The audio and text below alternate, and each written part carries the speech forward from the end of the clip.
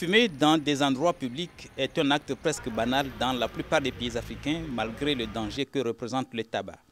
Conséquence, le tabagisme se généralise, plombant ainsi l'équilibre socio-sanitaire et économique des populations. Les revenus des familles, souvent, comme je l'ai dit, sont détournés dans la consommation de cigarettes.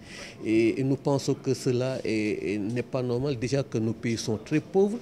Et en plus aussi de cela, il y a que le tabagisme crée des maladies.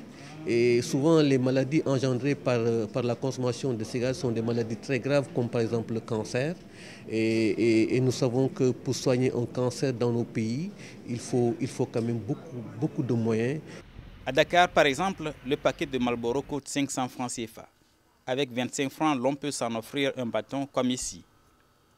Cette vente en détail accroît l'accès plus ou moins facile au tabac et aggrave le phénomène du tabagisme parmi les jeunes. J'avais un ami, il s'appelait Moussa.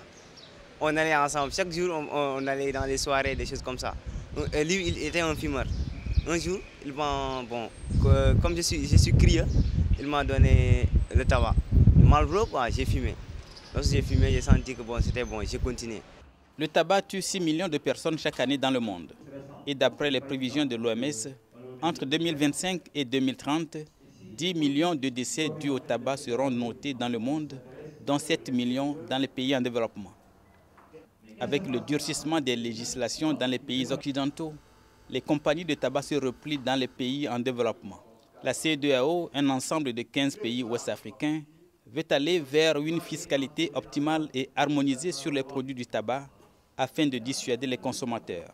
C'est du moins la conviction des responsables du CRES, le Consortium pour la recherche économique et sociale. Ce projet vise l'adoption d'une législation qui permet d'augmenter de façon significative et dans la durée le prix du tabac de manière à faire reculer sa consommation. Nous avons élaboré un projet de loi. Ce projet de loi, nous l'avons déposé devant le gouvernement du Sénégal depuis 2008. Et depuis 2008, ce projet de loi est dans les tiroirs. Apparemment, le cri du cœur qui dit que le tabac tue ne semble pas encore bien entendu par tous.